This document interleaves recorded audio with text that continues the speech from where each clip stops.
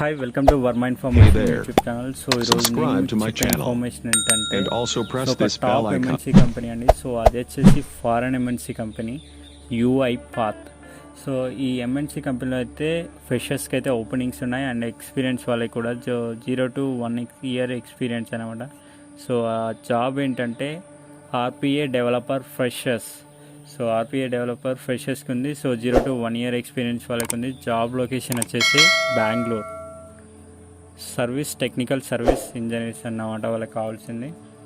So దీనికి కావాల్సిన education qualifications ఏంటంటే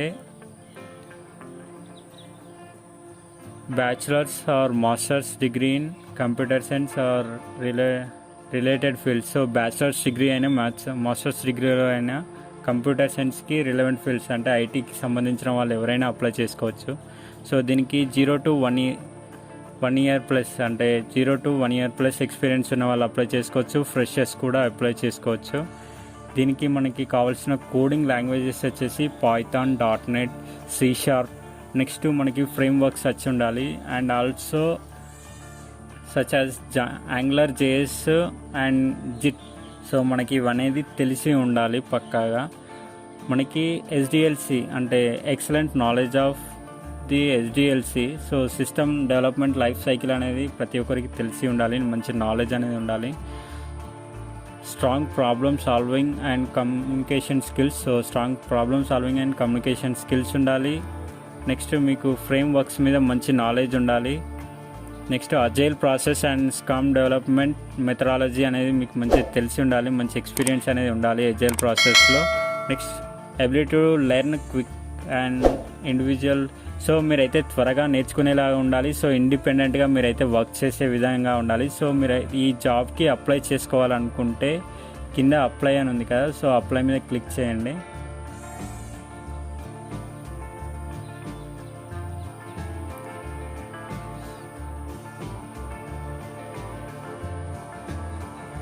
సో అప్లై మీద క్లిక్ చేయగానే మీకు ఇలా ఓపెన్ అవుతుంది. సో RPA డెవలపర్ అన్నారు కదా, సో అసలు RPA ఏంటంటే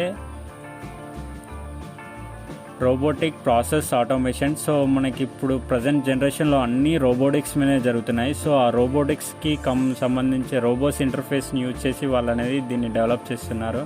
సో ఈ రోబోటిక్స్ గురించి తెలియాలంటే నేను కింద డిస్క్రిప్షన్లో లింక్ ఇస్తాను. సో అక్కడ చూసైతే చదువుకోండి. సో ఇక్కడ సబ్మిట్ యువర్ అప్లికేషన్ కాడ CV రెజ్యూమ్ ఉందిగా.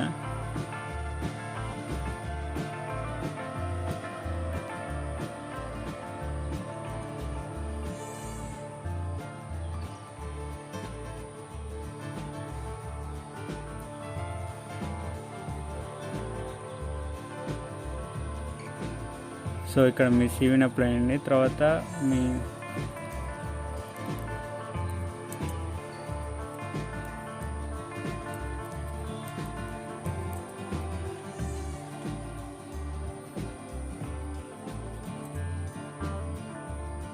తర్వాత మీ మొబైల్ నెంబర్ అయితే తర్వాత మీ మెయిల్ ID ఎంటర్ చేయండి.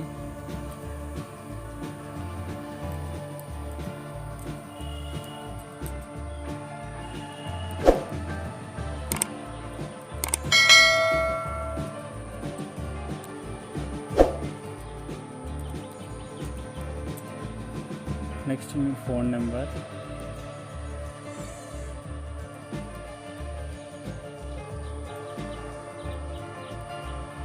సో ముందైతే మీరు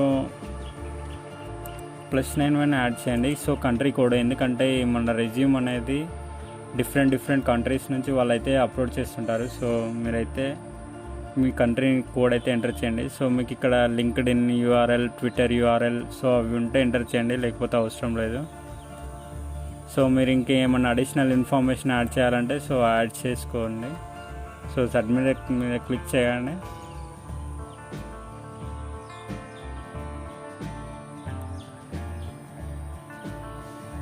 మీకు ఈ అప్లికేషన్ సబ్మిట్ అవుతుందండి. సో అప్లికేషన్ సబ్మిట్ అని వస్తుంది.